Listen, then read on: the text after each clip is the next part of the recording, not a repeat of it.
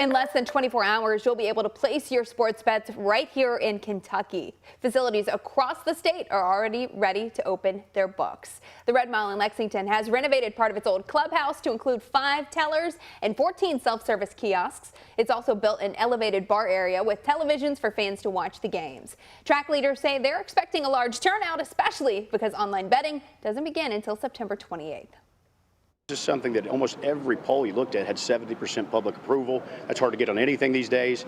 So, it's going to be a revenue boost for the state. It's going to be something to continue to strengthen the horse industry in the state, our signature industry. So I think it's a win-win for everyone.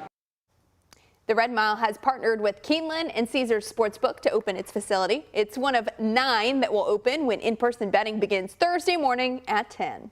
Derby City Gaming in downtown Louisville also preparing for in-person betting. Red Roses now wrap the outside of the building near 4th and Market with a sign reading, "Coming soon."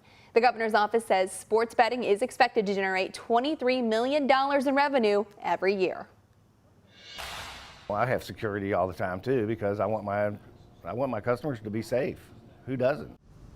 Business owners weighing in after Louisville Metro Police confirm they'll start enhancing their presence along 4 major local roads tonight. This is all part of an effort led by Metro Council to make areas around late-night bars safer. Our WHAS11's Isaiah Kim Martinez is getting input from a long-time popular Highlands dive bar. They've increased their own security.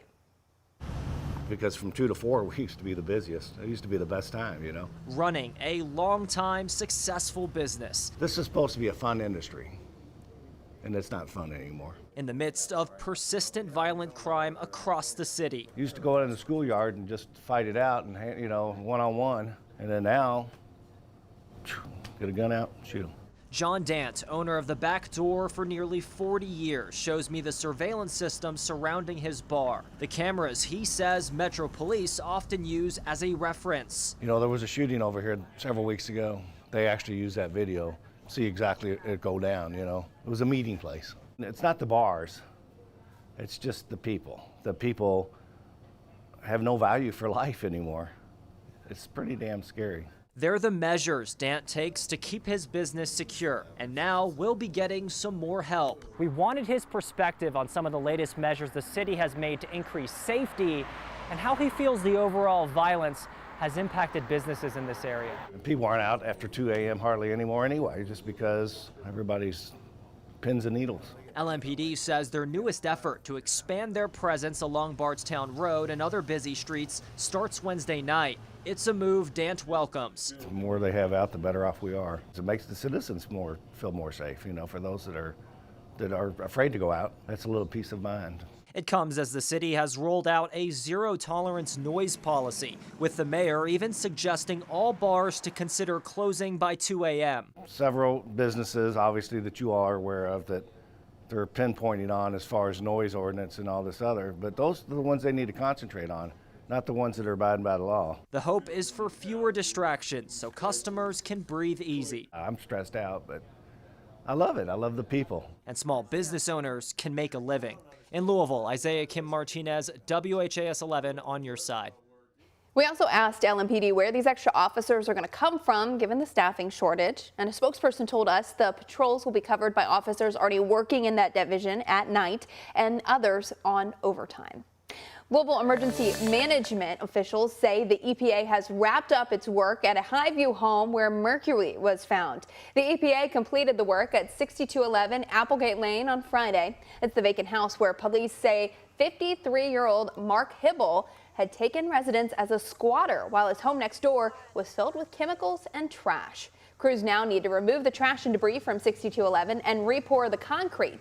An emergency management spokesperson says the concrete likely won't be re-poured until work at the home next door, 6213 Applegate Lane, is complete. The city originally planned a controlled burn of the home, but now they're waiting for a recommendation from the EPA. We expect to have another update towards the end of the week. Now, the update comes as Mark Hibbles' bond was just lowered from $50,000 to $10,000. Investigators say Hibbles admitted to making and detonating homemade explosives. In court yesterday, Hibbles' attorney addressed why he had those chemicals. He planned to go into business with another chemist. He basically got laid off, Judge, and he and his boss were going to go start their own chemical handling business. That gentleman passed away. Mr. Hibble was not able to move into that business as he had intended. So he had a lot of chemicals stored on his property that he had no purpose for anymore, and he had no means to dispose of them. Incarcerated. Hibbles' attorney also told the court his client has a mental health condition. He asked for Hibbles' release to a social worker to start inpatient treatment. The county argued Hibbles too dangerous for release. His attorney also entered a motion to preserve evidence to save his belongings from damage. Until the city decides if or when they will burn down that home, the motion has been paused. Senator Mitch McConnell's doctor in Washington is reporting the Kentucky politician's in good health. This is following up his second freeze-up moments in less than 2 months now. Now, during a news conference last week in northern Kentucky, McConnell failed to answer a question and instead started off without speaking for close to 30 seconds. His office shared a letter from Dr. Brian Monahan saying McConnell has had an MRI, EEG, and comprehensive neurology assessment. The doctor said there are no signs of seizure, stroke, or neurological disorder. Yesterday, the 81-year-old senator spoke on the Senate floor as the summer break comes to an end. Now, one particular moment of my time back home has received its fair share of attention in the press over the past week.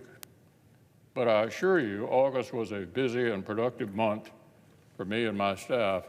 McConnell said he feels fine following the episode. Senator Rand Paul weighed in on Senator McConnell's recent episode, expressing doubt about the doctor's statement. The one thing that is very clear is that when someone has a seizure, it doesn't always show up on an EEG. So the person out there who's saying, oh, it's dehydration, says he has a normal EEG. Well, after brain trauma, about 25% of people can get seizures. It's called post-traumatic epilepsy or post-traumatic seizures. Of those seizures, if they're short, if they're less than 2 minutes, only about 17% of them will show up on an EEG. Senator Paul is also a doctor, and he says it appears to be a focal neurological event. That doesn't mean it is incapacitating.